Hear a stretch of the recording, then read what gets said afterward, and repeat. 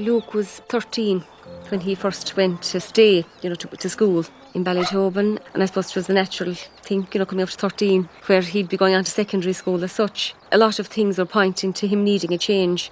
We liked the people we met.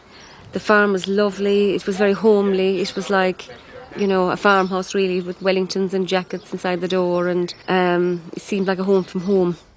The first year was hard enough, really, because it was a whole new experience for all of us. And it meant a big change in the household. But he had wonderful carers. He has made some wonderful friends, really. That's one of the gifts that Luke has received in Ballytobin. Luke has produced some paintings, watercolours, poster paints. So it was just amazing to see this artwork coming from Luke, with help from different people that he worked with. He has participated in plays, in concerts, and, lots of different outings. And his personality has developed over the years. I think Luke is more confident in himself. I think his self-esteem has improved. His health has improved, his physical health. And he's now, quite a tall, strong, 20-year-old. I don't think I could have imagined that he would have done so much in the few years, that he's been there. In our communities, people work without payment. We observe that if you're not being paid to do a thing, you have to find another reason for that.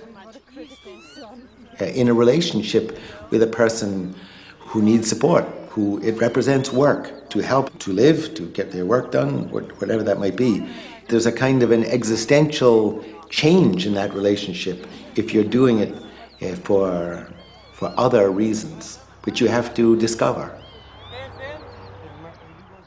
This working without payment has many effects. One is that in the sector of disability services in general, pay costs come to about 85% of the gross cost of supporting an individual. And for us, the question of being on duty and off duty, of the cost implications of staffing, those aren't really a factor. Which means that it's possible to have many more people, and you can also operate at a substantially lower cost.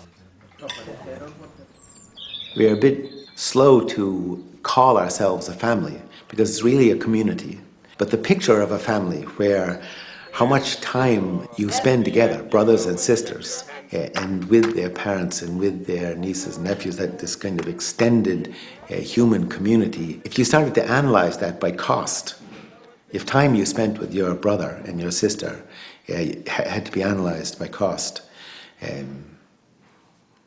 the whole game would change. But Camphill has evolved beyond solely residential communities to meet new social and environmental needs and challenges, with the outlook now being to try to create inclusive and environmentally sustainable workplace opportunities for a wide variety of people of differing needs and abilities, in which they can develop their particular potential. Projects like the biogas energy plant in Ballytobin, which recycles food waste and slurry into domestic energy for the community. The Water Garden Cafe in Thomastown, which serves quality organic foods in beautiful surroundings.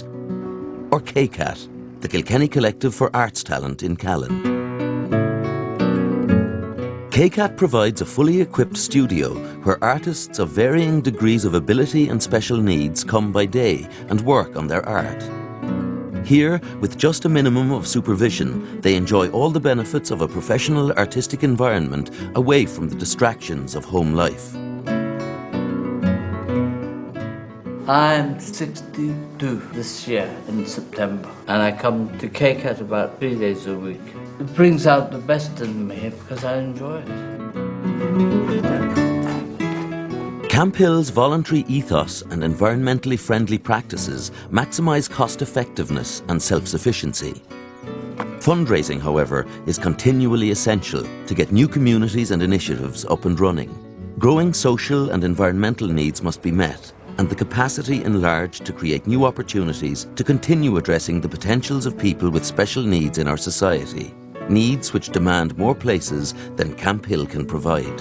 In order to do that, you need to have the sense of confidence to innovate, to take risks, to have a vision of what needs to be done next. Government funding is generally conservative in that they're not going to back a dark horse who might not deliver. What you can raise as voluntary support gives you the opportunity to say, when you have made a bright and brave beginning, we are going to be able to deliver this. Funding ends up coming down to just sums of money, but it has this much kind of deeper significance of being supported to do something that you wouldn't otherwise be able to do. In the sense that you have the confidence because human beings who recognize what you're trying to do have supported you, and then you can do it. Camphill faces a challenge in finding the finance to continue its work.